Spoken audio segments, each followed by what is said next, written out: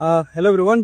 तो अरुणाचल के हम लोग हमारा कमेटी आज आंदोलन कमेटी जो एसटी का रीवेरीफाई से रिलेटेड था, तो उसको लेकर उस दिन आपने देखा होगा हमारे स्पोक्स पर्सन सर ये नेरिस का थ्रू से एक वीडियो सर्कुलेट हो रहा था, जिसमें उसी का ही परिवार से कंप्लेन एक आ रहा था कि नॉन एपीएसटी होके यहाँ एपीएसटी लेके यहाँ जॉब कर रहा है वो। तो इसी को लेकर इंक्वायरी करने के बाद हम लोग एफआईआर डाला था ये निर्जुली पुलिस स्टेशन में।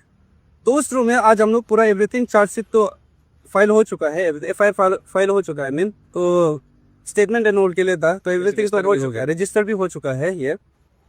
तो उस थ्रू में 4-5 है चीटिंग का और ये फ्रॉड का लेकर कहीं ना कहीं ये सेक्शंस लगाया गया है।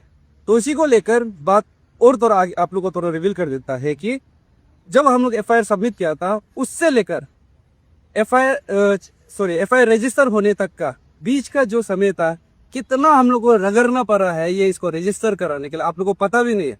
यही है सिस्टम, इसका वजह से हम लोग को महीना महीना लग रहा है।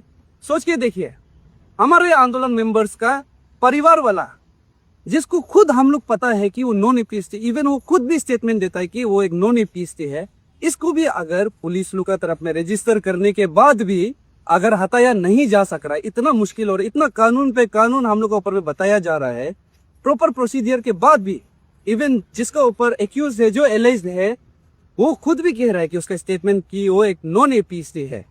तो अपना ही परिवार में अपना ही टीम मेंबर्स का परिवार का थ्रू से उसको ही नहीं निकल पाएगा तो दूसरा को तो क्या ही करेगा। हम लोग सबसे पहले तो अपना परिवार से हटाना पड़ेगा, और अपना परिवार का स्टेटमेंट देने के लिए खुद परिवार वाला बोल रहा है, और जो एक्यूज है, जो नॉन एपीएसटी है, एपीएसटी लेकर बैठा हुआ है, वो भी खुद स्टेटमेंट में पुलिस को वही बता रहा है। दूसरा बात, आज तो रजिस्टर हो चुका है, हम लोग का स्टेटमेंट भी एवरीथिंग कंप्लीट हो चुका है। अभी आगे जाके हम लोग बस रुकेगा कि ये पुलिस का तरफ से क्या होता है और ये केस में जाके आगे चार्जशीट में क्या फाइल होता है, क्योंकि मेन है चार्जशीट।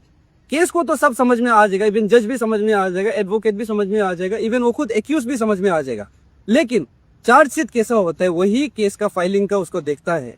तो इसीलिए चार्जशीट को हम लोग देखने का बाद अगर अच्छा नहीं होने से तो हम लोग और चार्जशीट को एक्सेप्ट नहीं करेगा, और कोर्ट का तरफ से ये क्या बोलते हैं और एक नया हम लोग एप्लीकेशन डालेगा मजिस्ट्रेट को कि आपका तरफ से डायरेक्शन दीजिए कि ये चार्जशीट ठीक नहीं है, प्रॉपर से बनाने के लिए, और री इन्वेस्टिगेशन, ताकि क्लीन से एवरीथिंग, ना कि उन लोगों का कन्वीनियंस बेस्ड में प्रॉपर इन्वेस्टिगेशन होना पड़ेगा, पूरा डेप्थ तक, पूरा अंदर तक। था कुछ दिन पहले हम लोग नेरिस गेट का फोन से आप लोगों को बताया था कि हमारा ही परिवार से ये जो नॉन एपीएसटी है वो एसटी लेकिन नेरिस में जॉब कर रहा था बोला था।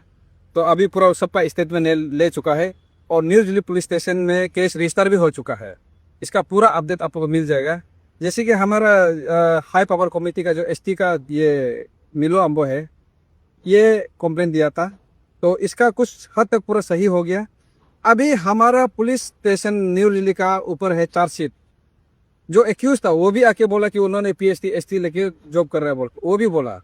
देखिए सारा अरुणाचल का जनता, एक्यूज खुद आके बोल रहा है कि हम नॉन पीएसटी और एसटी जॉब में कोता कर नौकरी कर रहा है बोल रहे। तो इन लोगों के हिसाब से अरेस्ट करके अभी तक जेल के पीछे डाल देना है, चाहे मेरा माँ भी क्यों ना हो, मेरा भैया भी क्यों ना हो। लेकिन कानून ऐसे बना के रखे कि स्टेप बाय स्टेप जिसका परिवार में अगर नॉन एपीएसटी एसटी लेकिन गलत तरीका से एसटी का कोटा को आप लोग नौकरी कर रहे तो आप लोग सरेंडर कीजिए, और परिवार में अगर नहीं मानते तो उसको एफआईआर दीजिए। मेरा जैसा कल को हम लोग को भी नहीं बोलना कि हम लोग एक कदम आगे नहीं बढ़ाया बोल के। कल को ऐसा प्रकार का लोग अगर अरेस्ट नहीं होता है, सजा नहीं मिलता है, देखो हम लोग भी कल को देखिए, हम लोग भी बाहर से आदमी लेके आके खुशी मर्जी ट्राइबल लिख के रख देगा। इसलिए न्यू दिल्ली पुलिस स्टेशन को हम लोग पूरा भरोसा है, हमारा एसपी साहब, आप लोग इसमें ध्यान देना पड़ेगा। ये टोटली नॉन ट्राइबल है जो एसटी लेके नौकरी कर रहा है। कल को हमारा परिवार से हमारा भैया दीदी बहन उन लोग का ऊपर भी जज होना चाहिए, डीएनए भी होना चाहिए। हम लोग पूरा अभी जैसे कि मिलो अम्बो बोला है कि 20-25 आदमी को ऑलरेडी नोटिस जा चुका है। हम लोग का यहाँ में मांग तो डीएनए तक रहेगा, लेकिन हमारा कानून ऐसा है, स्टेप बाय स्टेप करना पड़ता है। इसलिए पब्लिक भी इसको समझना है कि अभी कर दिया कल खत्म करो, ऐसा नहीं होता है।